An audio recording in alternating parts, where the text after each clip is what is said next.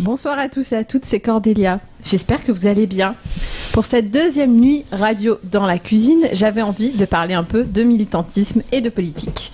Parce que c'est bien connu, les discussions politiques les plus animées ont souvent lieu à table ou dans la cuisine. Et là, je spoil un peu la table ronde de 3h du matin avec Marie et Margot, on reviendra là-dessus. Étant militant moi-même, je sais qu'il est parfois difficile de savoir comment militer, avec qui, comment et où.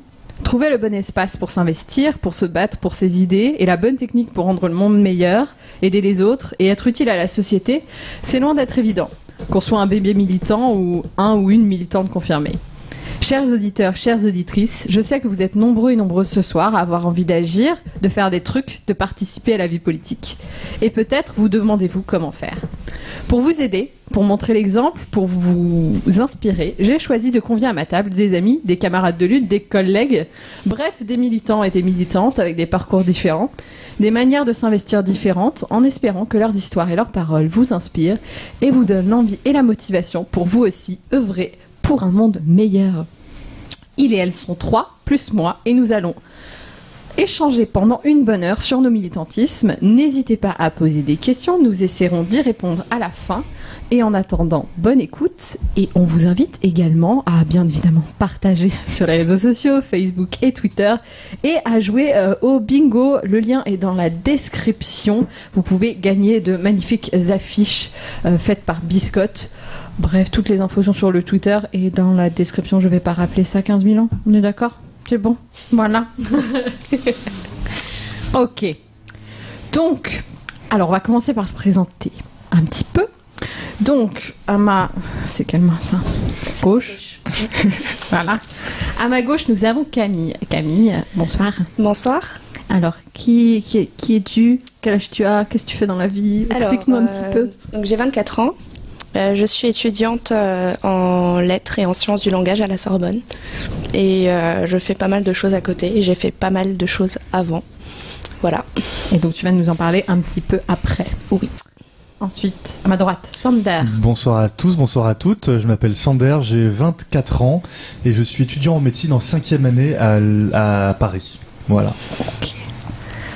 Et toi, Milan ? Bonsoir tout le monde. Je m'appelle Milan, j'ai 21 ans et je suis étudiant en urbanisme. Ok, bon, voilà.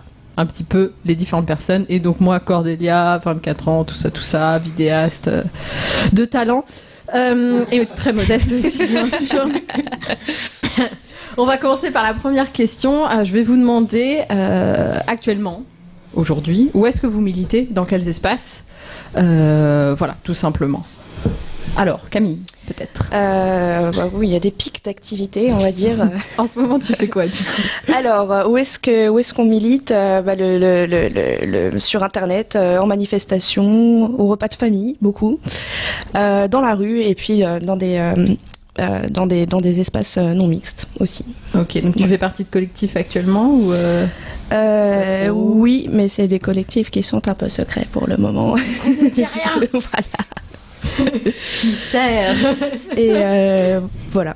Ok. Et du coup, Sander, où est-ce que tu es actuellement ? Dans mes activités actuelles, je parlerai peut-être après de mes activités passées, plus dans le milieu LGBT. Plus dans le milieu non LGBT, j'ai fait aussi beaucoup de choses, notamment dans tout ce qui est l'égalité des chances, notamment dans mon université en faisant le tutorat pour les premières années de santé, la fameuse PACES. Et je suis dans une autre association qui milite contre l'autocensure et qui prône l'égalité des chances partout sur le territoire auprès de jeunes de milieux ruraux et de jeunes issus de la diversité. Voilà. Ok. Et Milan, qu'est-ce que tu fais actuellement ? Alors j'ai ma carte au Parti communiste, mais j'avoue que j'y vais pas très souvent. Et sinon je suis dans une association qui s'appelle Féminicité, dans laquelle on lutte pour l'égalité de genre dans les espaces publics, dans la rue, dans les bars, les cafés, les commerces. Et puis sinon je suis au Génépi. C'est une association pour le décloisonnement des institutions carcérales. Et du coup, j'interviens auprès des femmes trans qui sont incarcérées à la prison de Fleury. Voilà, c'est ce que je fais en ce moment. C'est ce qui me prend le plus de temps, en tout cas. Et peut-être si tu voulais parler de tes études, parce que je trouvais ça aussi intéressant. Ah oui, du coup, je suis en Master 2, je fais un mémoire de recherche. Et du coup, je travaille sur les personnes trans dans les espaces publics. Donc voilà, en géographie. Ok. Et donc en étant... Bon, non, je sais pas. Ok. C'est quoi la question suivante déjà? Ok, donc là vous voyez un petit peu... Ah oui, moi, qu'est-ce que je fais? Ça serait bien. Alors actuellement, je suis plus dans... Ah si, je suis adhérent à Féminicité actuellement, adhérent au MacGen LGBT aussi, même si j'ai plus de poste là-bas, mais on reparlera de ça. Et la grande part de mon militantisme actuellement, c'est surtout les vidéos sur YouTube. Voilà. L'internet, tout ça, Twitter, les choses passionnantes. Comment est-ce que vous êtes devenu militant? Est-ce qu'il y a eu un déclic? Est-ce qu'il y a eu un premier truc, un premier pas? Est-ce que c'est en rencontrant quelqu'un? Est-ce que c'est en voyant quelque chose à la télé? Est-ce que... Voilà, qu'est-ce qui a motivé un peu votre militantisme? Si vous n'êtes pas inspiré, je peux commencer par moi, ça peut vous donner des idées. Si vous voulez, je peux commencer. Donc, vas-y. Donc, dans tout ce qui est militantisme non LGBT, c'est principalement l'éducation et l'égalité des chances. Et j'ai fait le constat que je venais d'une ville dans laquelle les gens sont plutôt favorisés, les gens avaient plutôt accès assez facilement à des profs particuliers ou à des parents qui ont un niveau social qui leur permet d'avoir un bon niveau scolaire. Moi, je n'ai jamais vécu l'autocensure de ma vie. Et donc, c'est la raison pour laquelle j'ai fait des choses pour la préparation du fameux concours de la PACES, la première année, comme nos études de santé. Et là, en ce moment, du coup, tout ce qui est dire aux jeunes que s'ils veulent faire une filière, ils peuvent se battre pour ça. Donc ça, c'est la partie non LGBT. Et la partie LGBT, j'ai la chance d'être gay dans un milieu dans lequel ça se passe très très bien dans ma fac. Et je fais le souhait d'avoir la fin de la paix dans le monde. Et surtout que ça se passe aussi bien chez les autres que ça se passe bien dans ma fac. Voilà. Ok. Est-ce que... Ouais. Je sais pas, mais je suis devenue militante en fait à un moment où j'étais tellement vénère. Que je suis devenue une espèce de berserker ou de loup-garou, juste un trop plein en fait de rage. Tu renverses ton ordi, ta table, tu sors pour hurler et voilà, là t'es un militant brut en fait.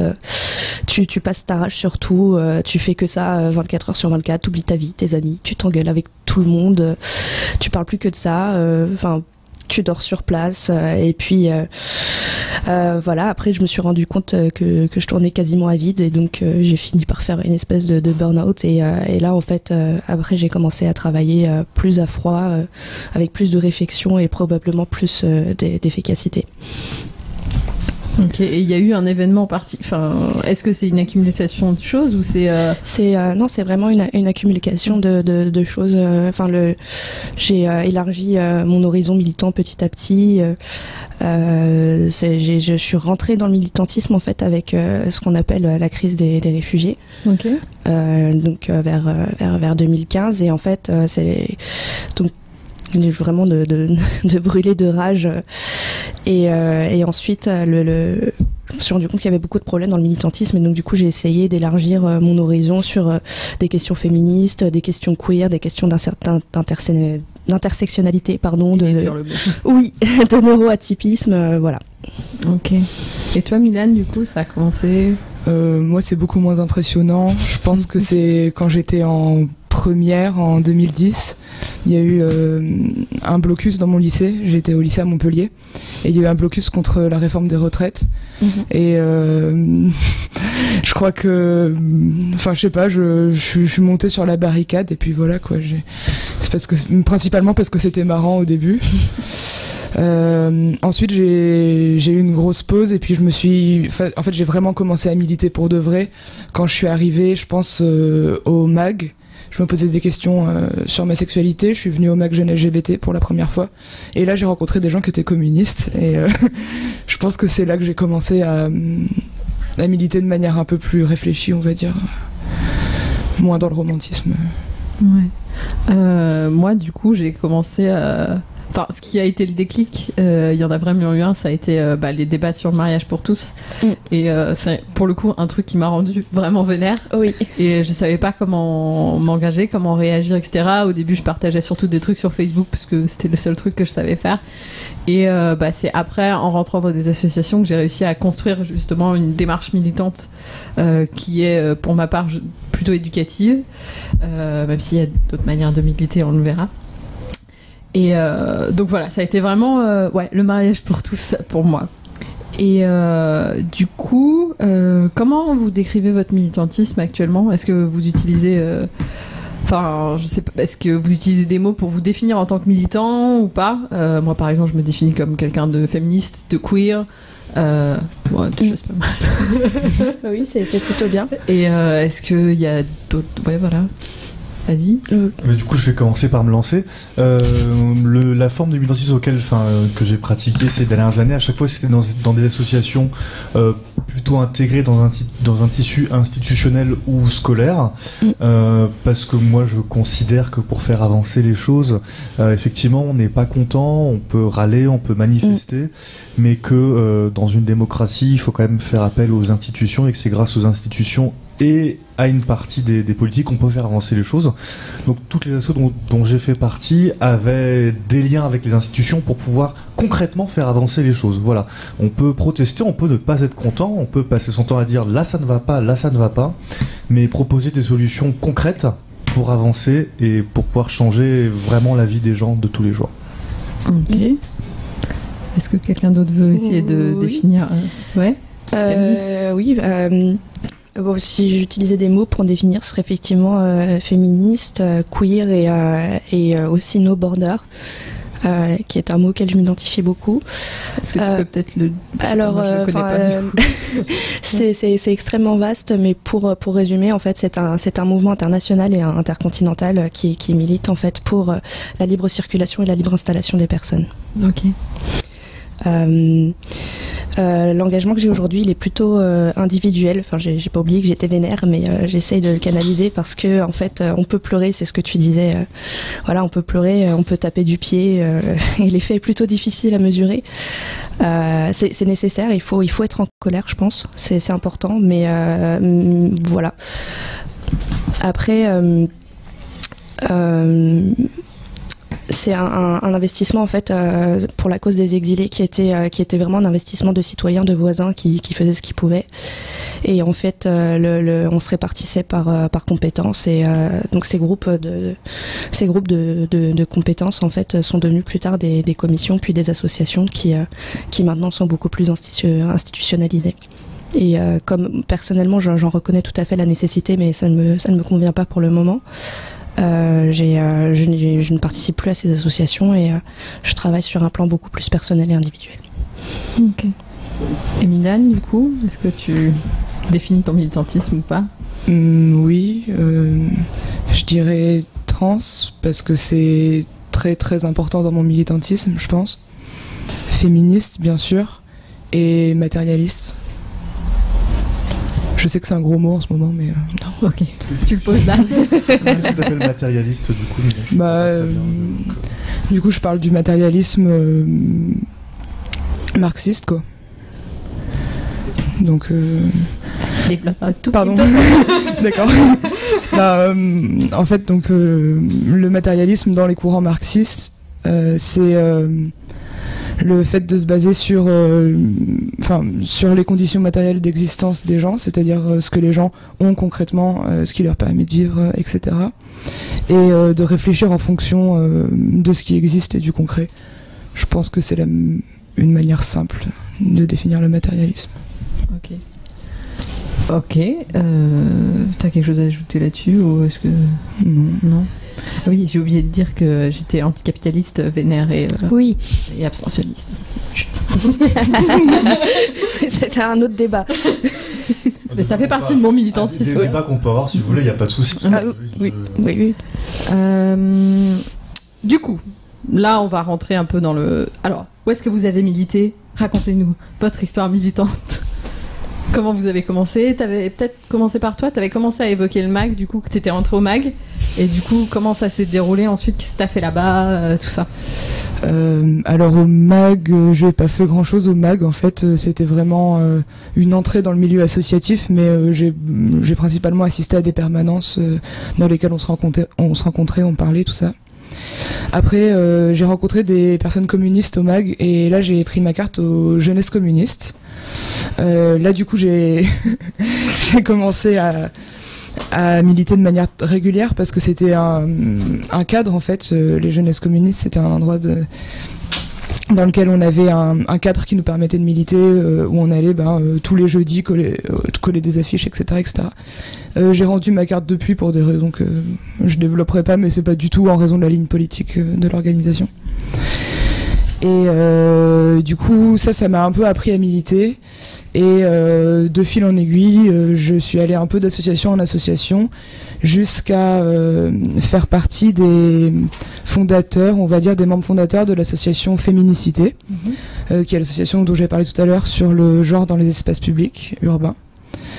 Là, j'ai commencé à incorporer petit à petit les questions trans dans cet asso qui au départ était une asso avec une majorité de personnes cis et qui parlait principalement dont le but était de parler des personnes trans, mais qui parlait au début principalement de femmes et d'hommes. Et c'était quoi la question? Ah oui, le parcours militant, je suis vraiment désolée. Non, mais t'es bien partie. D'accord. Et du coup, à partir de ce moment-là, j'ai commencé à militer sur les questions trans. Et là, ça m'a un peu pris à la gorge. C'est un peu ce que tu racontais tout à l'heure. J'ai commencé à avoir envie de faire plus. Et je me suis engagée au Génépi à partir du moment où j'ai rendu ma carte aux jeunesses communistes pour avoir quelque chose à faire pour remplacer un peu les jeunesses communistes pour militer à la place. Et au Génépi, on a réfléchi aux questions trans et on s'est dit qu'on allait aller voir les femmes trans qui étaient incarcérées à la prison de Fleury-Mérogis. Donc c'est un peu l'idée, quoi. Je sais pas si j'étais claire. Ah si, c'était clair. Okay. Sachant que, juste petite question, parce que du coup j'ai pas la réponse, les femmes trans sont incarcérées dans quel secteur? Dans le quartier d'hommes. Voilà, c'était pour quand même préciser un peu pour préciser la chose, pour celles et ceux qui connaissent pas le sujet. Effectivement. Ok. Sander, peut-être? Est-ce que tu veux y aller? Du coup, j'ai commencé il y a très longtemps au lycée. Je faisais tout ce qui était journalisme jeune, parce que ça m'intéressait beaucoup, que j'aidais à tenir le journal du lycée. Je suis arrivé à la fac. J'ai constaté que beaucoup de gens autour de moi, pour préparer le fameux concours de fin de première année des études de santé, avaient ce qu'on appelle, nous, des prépas, c'est-à-dire des cours du soir et des écuries pour préparer leur concours. Ces écuries coûtent plusieurs centaines d'euros par an, ça peut monter à 1 200 euros par an. Moi, j'étais et je suis toujours boursier, je n'avais pas les moyens, et donc je me suis juré que j'aurais un meilleur classement que beaucoup d'entre eux. Et donc j'ai eu mon concours, et j'ai eu mon concours avec un bon classement, grâce à une association qui est dans ma fac et qui s'appelle Le Tutorat. Et donc c'est des étudiants en 2e et 3e année qui font des concours blancs, des TD, des QCM en ligne, qui sont complètement bénévoles. Et je me suis juré que quand j'aurai mon concours, 2 choses. À mon tour, je me suis juré que plus jamais dans cette fac, on dirait qu'on a besoin de payer une écurie pour avoir son concours, chose qui me révolte au plus haut point, parce que la sélection par l'argent, je refuse. Et deuxième chose, je me suis dit que je ferais un peu d'associatif LGBT, raison pour laquelle je suis entré au KLIF, qui est le collectif des associations étudiantes LGBT d'Île-de-France, qui m'a dit « Ah, mais tu es à la fac !» Il y a une association très sympa qui s'occupe des facs et qui s'appelle le GLUP, le groupe LGBT des universités de Paris. J'y suis arrivé, j'ai été le responsable militantisme pendant 1 an et demi. Je suis parti pour des raisons personnelles et pour essayer de faire genre je fais un peu d'études quand même, et pour d'autres engagements qui ne sont pas associatifs, et j'y suis revenu du coup au GLUP. J'ai fait une petite pause dans mes études, et donc du coup je suis revenu présider le GLUP pendant 1 an.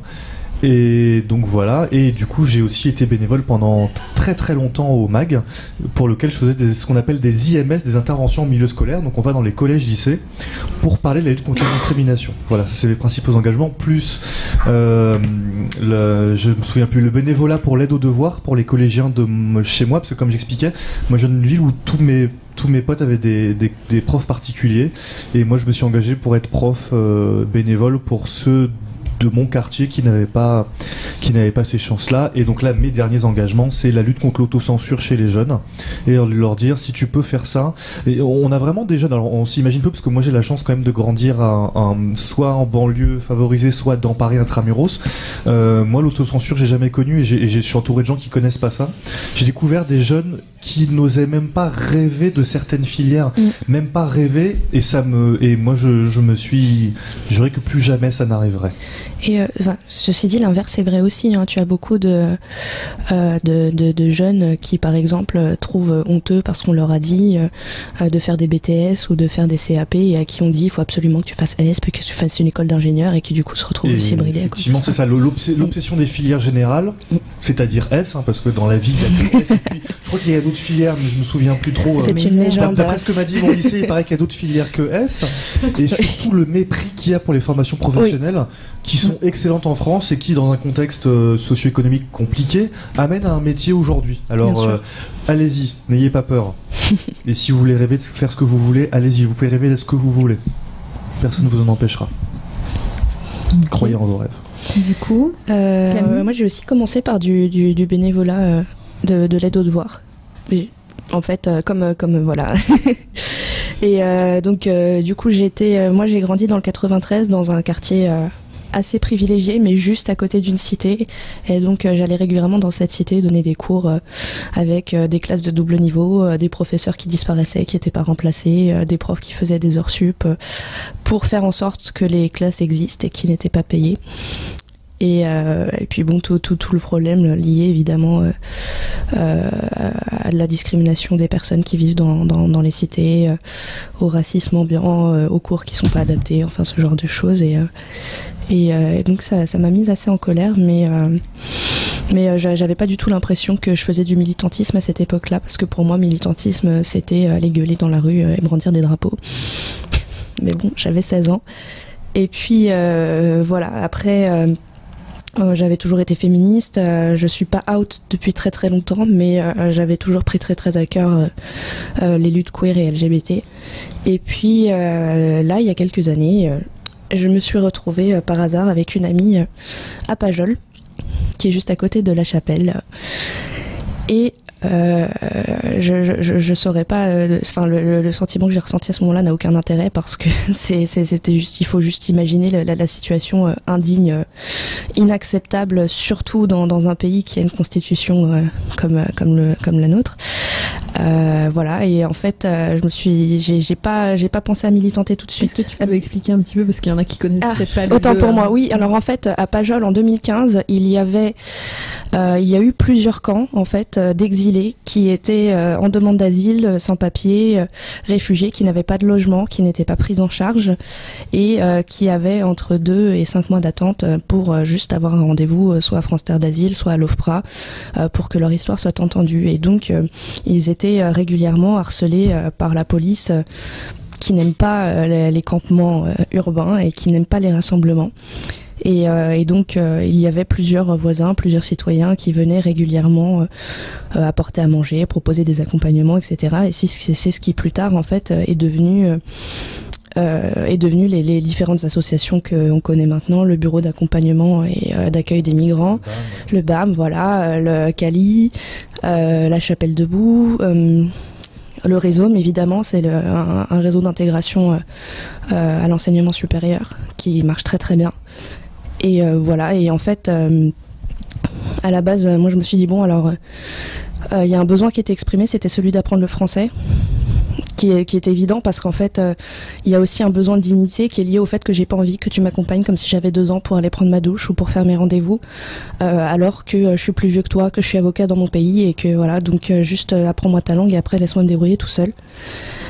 Donc on a organisé avec des amis des cours de français, et il se trouve que je suis en sciences du langage, que j'ai fait des études de lettres, et que donc c'était quelque chose que je pouvais faire facilement, pour lequel j'étais compétente. Et puis ça me dit, enfin pour moi là pour le coup c'était vraiment du militantisme, parce que il y avait un côté, l'État fait pas son travail, j'en ai rien à foutre, je vais faire son travail à sa place et puis il va culpabiliser. Ça ne marche pas. Mais voilà, moi j'ai jamais rejoint d'association officiellement. J'ai soutenu beaucoup d'associations, j'ai donné des coups de main par-ci par-là. Le milieu associatif il me correspond pas. Ceci dit, je reconnais sa nécessité, et je suis pas du tout de ceux qui disent que les associations institutionnelles sont des sociotraîtres, ou ce qu'on peut entendre. Voilà, je ne suis pas d'accord avec ça, bien que ça ne me corresponde personnellement pas. Merci. Voilà. T'as fini ? Oui. Ok. Du coup, pour ma part, donc j'ai commencé au MAG, Jeunes LGBT, donc je le rappelle, l'association des jeunes LGBT de Paris, mais maintenant aussi Strasbourg, Nancy, Caen prochainement. Donc voilà, et en fait je suis allée là-bas avec déjà l'envie de militer, et très vite je me suis retrouvée donc dans les interventions en milieu scolaire, comme Sander. Au début j'en faisais un petit peu parce que voilà, et puis petit à petit je me suis retrouvée dans une assemblée générale. On a dit on a besoin de gens pour la commission éducation, et j'ai fait moi je veux bien aider, et c'est là que je me suis retrouvée avec l'une des plus grosses commissions de l'association sur le dos. Et il a fait un super travail, je tiens à le préciser. J'ai été son bénévole. Et donc voilà, je me suis retrouvée chargée de cette commission éducation, donc j'étais en charge des relations avec les établissements scolaires, la formation des bénévoles, la création de nouvelles formations, les guides de l'intervenant, enfin bon, tout un tas de trucs comme ça, la gestion d'équipe. C'était vraiment super intéressant, très très formateur d'un point de vue personnel, d'un point de vue professionnel. Et puis il y avait vraiment cette... on faisait vraiment des trucs concrets, entre guillemets, en allant expliquer, comme l'école, l'éducation nationale fait pas forcément tout le travail qu'on voudrait qu'elle fasse, c'était essayer de corriger un peu le tir, et d'aller parler à des gens dans les classes pour leur expliquer un petit peu ce qu'ils avaient besoin de savoir. Et donc j'ai fait ça, je suis aussi devenue accueillant au passage. J'ai créé le cercle B aussi avec un ami, donc qui était le cercle pour les personnes bisexuelles et pansexuelles. Bref, on a fait plein de trucs, on a tenu des stands, on a fait des marches. Je me suis retrouvée à la coprésidence l'année dernière. On me grimpe les échelons petit à petit. Donc voilà, la coprésidence. Donc pour le coup là, c'était vraiment beaucoup de relations interassociatives, des choses que je connaissais pas forcément. Avec comment aller chercher des sous, comment être bien avec toutes les associations, comment gérer les relations interassociatives, parce que de l'extérieur, quand on n'est pas dans les associations et qu'on n'est pas à la tête des associations, on se rend pas forcément compte que en fait les associations ont besoin d'argent pour pouvoir fonctionner, et donc il faut aller voir les politiques, quand bien même leurs idées ne nous correspondent pas. Il faut aller dire bonjour à tout le monde, sourire partout, faire un peu de représentation, être bien dans les relations, etc. Et que c'est hyper important, parce que sinon ces associations se cassent la gueule. Et sinon, qu'est-ce qu'on fait de tous ces jeunes qui ont nulle part où aller pour juste discuter de leur orientation sexuelle ou de leur identité de genre? C'est quelque chose qui est aussi important. Et en fait, à force, ça m'a aussi un peu... j'en pouvais plus non plus, parce que ça m'obligeait aussi à lisser mon discours. C'était au milieu de toutes les... la loi travail, j'étais dans Vaut mieux que ça, j'avais besoin de gueuler, j'avais besoin de... j'étais très très très en colère à ce moment-là, et du coup ça ne correspondait... ça ne matchait pas forcément avec un parcours associatif comme ça. Donc je suis partie de là pour pouvoir être vénère de mon côté. Je suis arrivée à un point dans mon militantisme où je sais plus dans quels endroits m'engager, parce que j'ai l'impression que les partis politiques me correspondent pas, les modèles politiques actuels ne me correspondent pas, donc on se retrouve dans des... en gros... on se crée des groupes de potes anards, quoi, et puis on discute entre nous parce qu'on sait pas trop quoi faire d'autre. Et en même temps, à travers aussi les vidéos éducatives sur YouTube, c'était aussi un moyen de continuer un petit peu à faire ce que je pouvais plus faire en allant dans les classes, puisque maintenant j'ai un travail et du coup je travaille en semaine. Je peux plus y aller pendant les heures de cours. Donc voilà, je fais un petit peu le tour. Voilà, je sais pas si vous avez envie de rajouter des trucs que vous avez l'impression d'avoir oublié, des machins. Je peux peut-être réagir sur le commentaire que tu as sur l'argent. Ouais. Ce que j'ai du mal à comprendre, c'est pourquoi est-ce que les associations ne reçoivent pas plus d'argent que ça, parce que c'est un investissement qui est très très bon. Ouais. Je veux dire, nos frais de fonctionnement sont quand même assez bas, et avec des frais de fonctionnement qui sont assez bas, on peut faire beaucoup de choses. Je donne un exemple qui n'est pas LGBT. Les Restos du Cœur, c'est un nombre de bénévoles qui est impressionnant, et je suis content que l'État donne beaucoup d'argent aux Restos du Cœur, et il faut qu'ils continuent. Et évidemment qu'il faut qu'ils continuent, parce que tout le travail et tous les frais de fonctionnement qu'il y a, moi je pense aux bénévoles qui ne sont pas payés pour ça. C'est une chose qu'une association a pris en charge et que l'État n'a pas pris en charge l'année où Coluche l'a lancé, heureusement que cette association est là, et heureusement que les bénévoles sont là, parce que si ça avait été l'État, ça aurait coûté plus cher, si ça avait été des salariés. Mais en fait, c'est la question qu'on s'est toujours posée, c'est-à-dire que quand on est en train de faire des permanences juridiques, on est en train de donner des cours de français, on est en train de rédiger des dossiers, on est en train de faire des accompagnements, on est content de le faire. Si vous voulez pas le faire, donnez-nous de la thune ou créez des structures et on va le faire pour vous. Le problème, en fait, là je parle exclusivement de la cause des exilés parce que c'est celle que je connais, c'est qu'en fait ça n'intéresse pas l'État parce que l'État est en ce moment dans une politique du non-accueil et donc du coup il ne va pas faire d'efforts dans le sens d'accueillir. Il va faire en fait des efforts dans le sens du rejet, c'est-à-dire que pour lui c'est plus intéressant de dépenser de l'argent, même si ça coûte plus cher, dans les déportations, dans les expulsions, dans les NAS, dans les rafles, dans les centres de rétention, dans la rédaction, l'impression et la distribution d'OQTF, d'obligation de quitter le territoire français, que de créer des centres d'accueil, que de donner de l'argent à des associations qui font des permanences juridiques, que d'ouvrir d'ouvrir de nouveaux logements et d'accueillir des gens. Et donc en fait je pense que ce problème de mais est-ce que pourquoi en fait est-ce que l'État ne donne pas déjà de l'argent à certaines associations? Le premier problème, c'est-à-dire est-ce que ton association, en fait, elle est en adéquation avec la politique de l'État? Et ensuite, est-ce que ton association, elle est connue? Est-ce qu'elle fait le buzz? Est-ce que tout le monde en parle? Est-ce que c'est sexy? Est-ce que c'est quelque chose qui va être super important pour les élections de 2017? Tu vois, et donc du coup, il y a toutes sortes de choses qu'on prend en compte et en fait on se rend compte que c'est pas du tout une question d'argent. L'État, l'argent il le met où il veut, c'est lui qui décide, mais ça l'intéresse pas forcément de mettre de l'argent dans ton association. Après oui, en fait ça dépend des assos, parce que l'asso, c'est qu'il y a des assos dans lesquels ils mettent pas d'argent, dans lesquels ils devraient mettre, mais c'est vrai que dans l'autre association, dans celle dont j'étais parti dans la fac pour préparer le concours, par contre comme les facs ont l'obligation d'avoir un tutorat, le tutorat c'est pas la fac qui le fait, c'est notre association de la fac, et là par contre, et là je remercie la fac, elle nous donne vraiment les moyens matériels et financiers pour pouvoir tenir, et elle nous donne les moyens financiers et matériels parce qu'elle sait que c'est dans son intérêt et que ça coûte beaucoup moins cher de nous le faire faire par nous, et moi j'adore, c'est pas oui, bien sûr. Plutôt que si elle le faisait elle-même, évidemment. Bien sûr. Tu voulais dire quelque chose, Mylène? Ouais, en fait, je trouve que ça recoupe une question que je me pose et à laquelle j'ai aucune réponse, mais je trouve ça intéressant de la poser. C'est que je me suis toujours demandé quelle était l'influence des associations qui jouaient le rôle en fait de l'État ou qui jouaient le rôle que les institutions devraient jouer sur le désengagement de l'État, justement.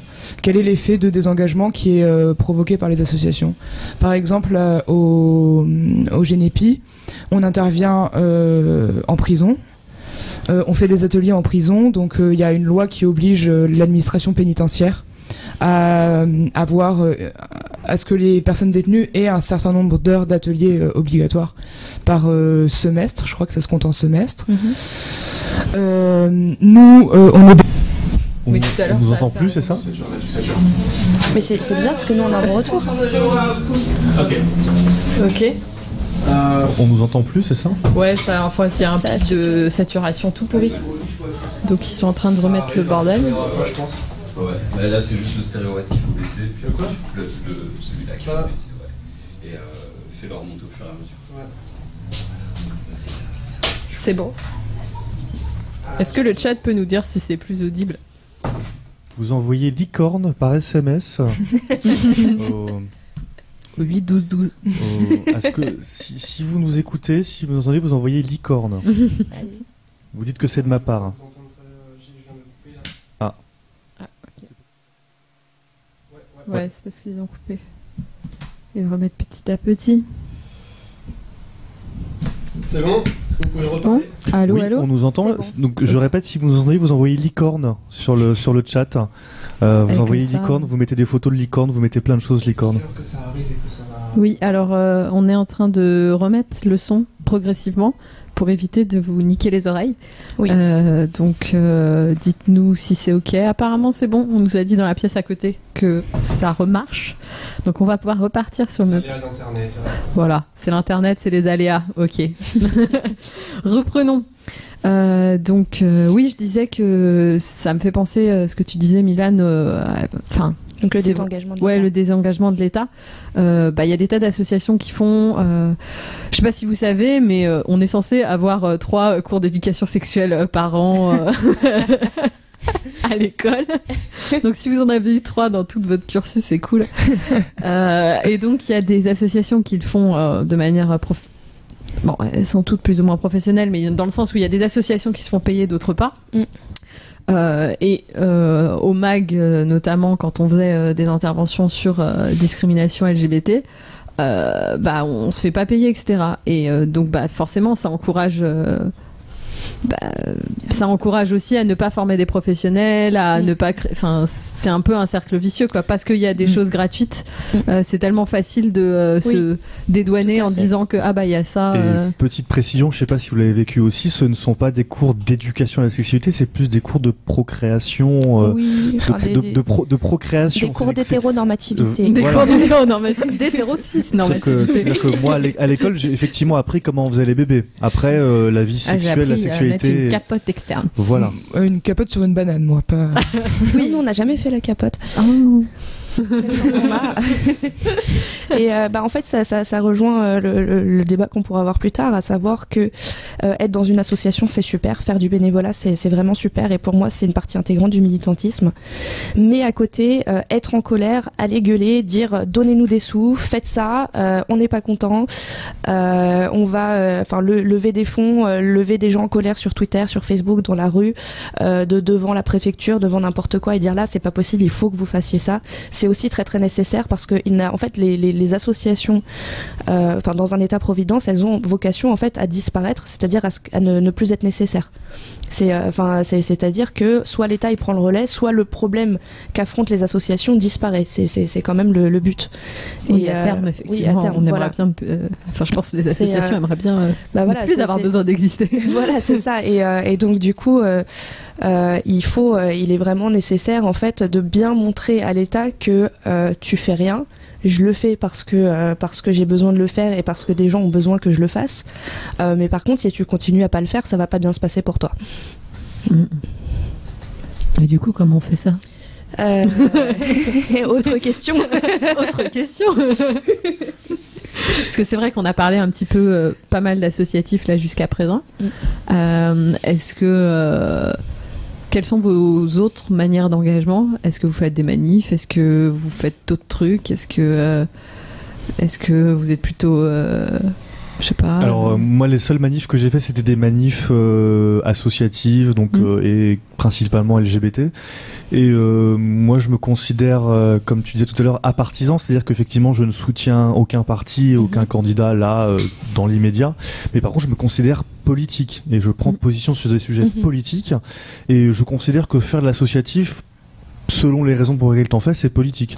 Pour moi, l'égalité des chances, ça doit être politique. Les droits des personnes LGBT, c'est politique.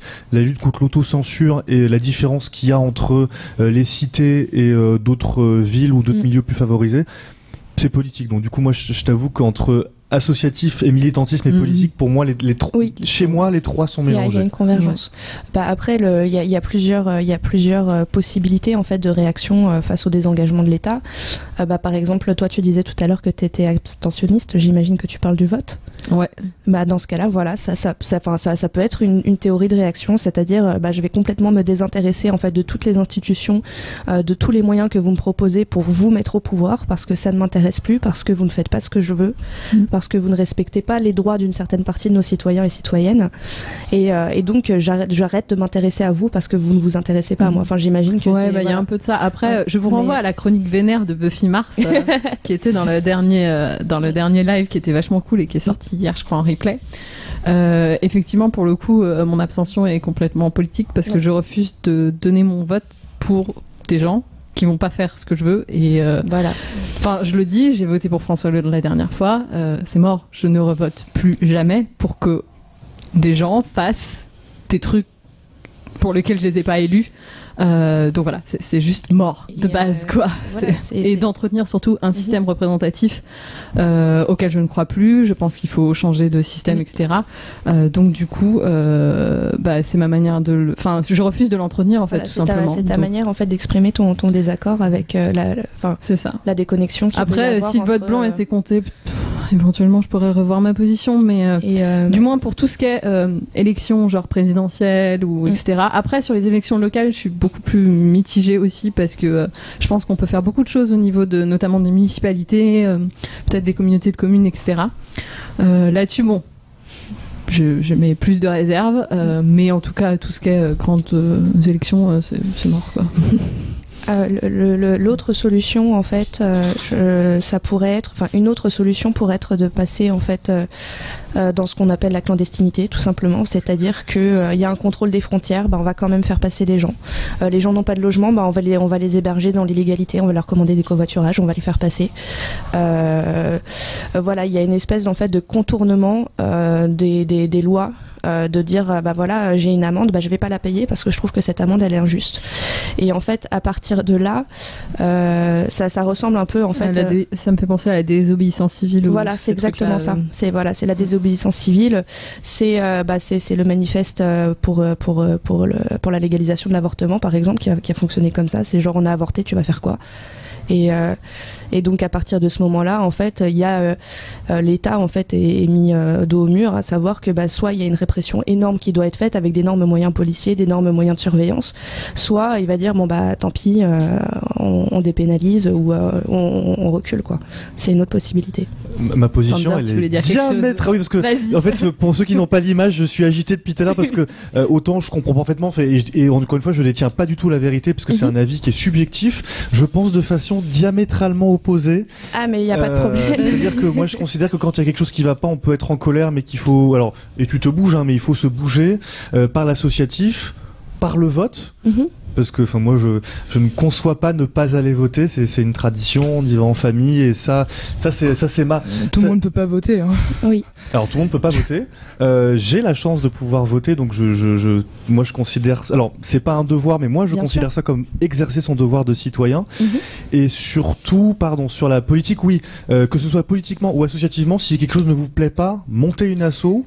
Ou présentez-vous aux élections. Mais après, tu vois, je disais pas il faut faire ça plutôt que faire des assos. C'était plutôt une typologie des moyens, en fait, qui sont possibles pour les personnes qui souhaitent rentrer dans le militantisme, et c'est ce qui correspond mieux à leur personnalité. Parce que moi, je pense vraiment que monter des assos, proposer des alternatives comme toi tu le fais, mais aussi, en fait, enfreindre délibérément et volontairement la loi comme l'a fait Cédric Herrou quand il a fait passer énormément d'exilés, les deux sont nécessaires. C'est-à-dire que pour moi, il y a une nécessité des deux. Et donc on a besoin de gens pour faire les deux. On a besoin des gens pour être énervés et abstentionnistes, on a besoin de gens pour voter, et on a besoin des gens pour être super vénères, et on a besoin de gens qui hackent le système en passant par l'associatif. Je pense voilà. Disons que je considère, alors par exemple les présidentielles, il faut les 500 parrainages, mais sur les autres élections, que ce soit députés ou régionales et tout ça, il n'y a pas de limite. Donc moi je dis aux gens, et effectivement je crois me rappeler au régional qu'il y avait une liste un peu anarchiste, libertaire. Oui, le Parti Pirate.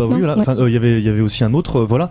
Moi je considère que quand quelque chose vous plaît pas, et je le dis à ceux qui m'écoutent, si ça vous plaît pas, allez-y, foncez et faites valoir ce que vous pensez être bien. Et moi qui suis vraiment, j'aime beaucoup la politique, j'incite vraiment les jeunes, et beaucoup les jeunes, parce qu'on manque de jeunes et que je fais un peu de politique au niveau local, à se présenter. Présentez-vous, faites valoir vos idées. Bien sûr, mais c'est pas à la portée ni à l'envie de tout le monde. Voilà. C'est vrai. Milan, je crois que tu avais envie de réagir là-dessus, peut-être. Oui, alors je pense que je suis un peu d'accord avec personne. Vas-y, non, mais c'est propose une alternative. Non, j'ai rien à proposer malheureusement. Mais ça c'est mon. Mais juste exprime-toi. Donc déjà, je pense que je vais rebondir sur ce que tu disais, Sander. En fait, pour le coup, je suis d'accord avec toi sur ce que tu te dis, sur ce que dit Sander. Enfin, je vais être un peu plus clair parce qu'on est à la radio et personne ne voit mes gestes. Milanception. On n'arrive pas. Non, en fait, c'est. Alors oui, se bouger quand quelque chose ne va pas, c'est bien. C'est cool si on peut le faire. Par contre, le problème, c'est que en général, quand quelque chose ne va pas pour nous, si beaucoup de choses ne vont pas pour nous, on n'a pas forcément le temps, on n'a pas forcément l'argent ni l'énergie de s'engager, et ni les moyens, par exemple. on peut pas forcément voter, on peut pas forcément, on peut pas forcément se présenter non plus à des élections. C'est quand même, ça dépend. Par exemple, si on a des papiers, si on a assez de temps pour travailler et du coup assez d'argent pour vivre, si on a une famille ou si on n'a pas de famille, etc., etc. Il y a quand même beaucoup de paramètres qui font dépendre de ça. Et du coup, je nuancerais un peu ta position, quoi. C'est bouger, ok, mais quand on en a les moyens. Et du coup, il y a quand même beaucoup de luttes dans lesquelles les gens n'ont pas les moyens de se bouger eux-mêmes pour ce qui ne va pas. Par exemple, les luttes dans lesquelles tu t'engages pour les personnes migrantes et sans papier. Il faut une voiture, il faut un logement, il faut avoir de quoi donner de l'argent pour des cahiers, il faut avoir de la mobilité pour accompagner. Tout le monde ne peut pas le faire. Si vous avez l'impression de ne pas être militant assez, ne culpabilisez pas quand vous engueulez vos parents au repas du dimanche en leur disant tout ce qu'ils font de sexiste, de raciste, si pour le cas où vos parents seraient ainsi, vous êtes militant. Donc c'est chacun son niveau, chacun ses possibilités d'engagement. Et du coup, peut-être il nous reste plus beaucoup de temps en fait, parce que c'était très intéressant, je trouve. Du coup, le but c'était de parler un petit peu justement aux personnes qui savent pas forcément comment s'engager, se réengager, orienter leur militantisme, etc. Imaginons une personne lambda devant vous qui dit oui, j'ai des idées, qu'est-ce que je fais et est-ce que vous auriez un conseil? Via Féminicité, hein. On fait un super projet de recherche sur les violences transphobes dans les transports en commun. On a besoin de bénévoles, on a besoin de gens pour mener une enquête, pour faire des entretiens, diffuser un questionnaire, faire le compte-rendu de l'enquête et ensuite aller faire forcing sur les administrations, sur la SNCF, sur la RATP pour obtenir des droits et la formation des personnels pour que les personnes trans aient accès aux mobilités. Donc rejoignez-nous et venez nous aider, on a besoin de vous. Mon conseil, j'ai plutôt 2 conseils. Premièrement, trouvez la cause qui vous correspond, qui vous plaît, qui vous donne envie de vous lever le matin. Moi, Erwan, grâce au rôle que tu as tenu au magazine LGBT, moi les matins où je fais des interventions au milieu scolaire, grâce à toi, j'étais content de me lever le matin. Voilà, je te le dis devant toutes ces personnes-là. Et deuxième chose, et ça vaut aussi pour l'associatif qu'on a fait ensemble. Moi, je fais de l'associatif pour kiffer la vie. Oui. Pour me marrer, pour m'amuser aussi, parce que voilà. Si vous êtes dans une asso et que vous prenez vraiment, alors ça c'est pour ça qu'on sera peut-être pas forcément très d'accord. J'ai été parfois en colère, mais j'ai pas fait de l'associatif pour me prendre la tête, ni avec les gens, ni avec qui que ce soit. Et du coup, vu qu'on enchaîne les réunions, les manifs, les préparations, les conseils d'administration, voilà.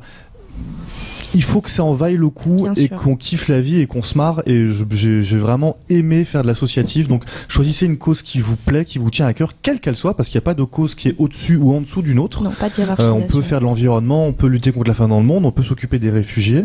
Et deuxièmement, kiffer la vie. On est là pour on est là pour kiffer la vie. Puis on est bénévole. On prend ça sur du temps sur lequel on ne peut pas travailler, parce que moi je suis étudiant, donc mon bénévolat, c'est du temps sur lequel moi je n'ai pas pu jobber puisque j'ai fait du bénévolat. Donc quitte à pas être payé, autant kiffer la vie, voilà. Et pour vous renseigner sur les associations dans votre ville, on vous renvoie vers les maisons des associations. Oui. Et notamment tout ce qui est en début d'année, il y a tous les printemps des associations, les rentrées des associations, tous ces trucs-là, où en général il y a un grand panel d'assos qui viennent pour pouvoir présenter leur travail, etc. Et comme ça vous saurez un peu peut-être où vous cherchez. Les conseils que j'aurais, ce serait d'abord de se documenter. Quand on va sur des blogs, quand on regarde des vidéos militantes, quand on se renseigne sur l'actualité, quand on essaye de comprendre ce qui se passe, d'apprendre, d'être plus inclusif, d'être moins de checker ses privilèges, d'être moins plein de préjugés, on fait du militantisme. C'est du militantisme sur soi-même, mais ça reste du militantisme. On s'auto-militantise, je sais pas. Il faut jamais culpabiliser de pas faire assez. On fait jamais assez de toute façon. Donc voilà, faites 5%, faites 10%, faites 50%, faites ce que vous pouvez. Voilà, donc je ne suis pas tout à fait d'accord avec Sander. Je pense qu'il faut jamais vraiment oublier sa colère. Parce que il y a toujours un risque en fait de corruption. Enfin, on n'en a pas vraiment parlé, mais il y a tout un problème en fait de business, de l'humanitaire, de business de machin. Et il faut pas en fait que votre ego ou l'ego des personnes avec lesquelles vous travaillez prennent le pas sur ce que vous voulez faire. Donc, écoutez les besoins des personnes que vous voulez aider avant de écoutez vos propres besoins bien sûr, mais écoutez aussi les besoins des personnes avec lesquelles vous voulez travailler. Et du coup, moi, je terminerai sur toutes les causes, les partis, les collectifs, les assos, les groupes d'amis ont besoin de diverses compétences en fait. Et donc il y a besoin d'universitaires pour faire des enquêtes comme tu parlais, des statistiques et de l'urbanisme et des trucs comme ça. Il y a besoin de personnes pour aller dans les galas, pour récolter des fonds, etc. Il y a besoin de personnes pour faire la com du Twitter de je ne sais trop quel asso. Il y a besoin de personnes qui sont capables de donner des cours de français, des personnes qui vont faire la bouffe pour la vente de gâteaux de je ne sais quel Pardon. J'ai pas entendu. Il y a besoin de médecins qui vont faire des consultations gratuites et qui vont se former sur l'accueil des personnes trans, par exemple. Il y a besoin... Enfin, voilà. Il y a des tas de besoins, en gros. Et mettre à profit ses propres compétences, c'est aussi hyper important que vous fassiez... Enfin, quelles que soient, en fait, vos compétences, vous en avez forcément. Vous savez faire des trucs et... les mettre à profit et les mettre au service des autres, c'est aussi ça l'associatif, et c'est pas forcément effectivement aller en manif, aller à des réunions, s'engager comme ça. Ouais. Et comme dirait Sander, ne vous auto-censurez pas, on a toujours besoin de bénévoles. Oui. Notamment pour tenir des stands, distribuer des tracts, des trucs comme ça. Pour tout faire. Ça, tout le monde faire. Tu annonces la prochaine chronique, c'est sur la déconstruction, dit qui raconte sa déconstruction. Ok, alors donc merci Camille, merci Milan, merci Sander. J'espère que cette table ronde vous a intéressé. Moi j'ai trouvé ça très cool. On va enchaîner avec un petit peu de musique d'abord, et ensuite on passera à une chronique de Di sur comment Londres m'a déconstruite. Je crois que c'est ça le titre. Ça va être très sympathique. N'oubliez pas qu'il y a le bingo pour remporter des affiches. Je ne sais pas si vous l'avez déjà rempli, mais voilà, n'hésitez pas. Un gagnant. Il y a déjà un gagnant. Oh là là, félicitations, cher gagnant, chère gagnante, je ne sais pas. Suivez le Twitter de la cuisine. On met des petites photos, tout ça, c'est très sympathique.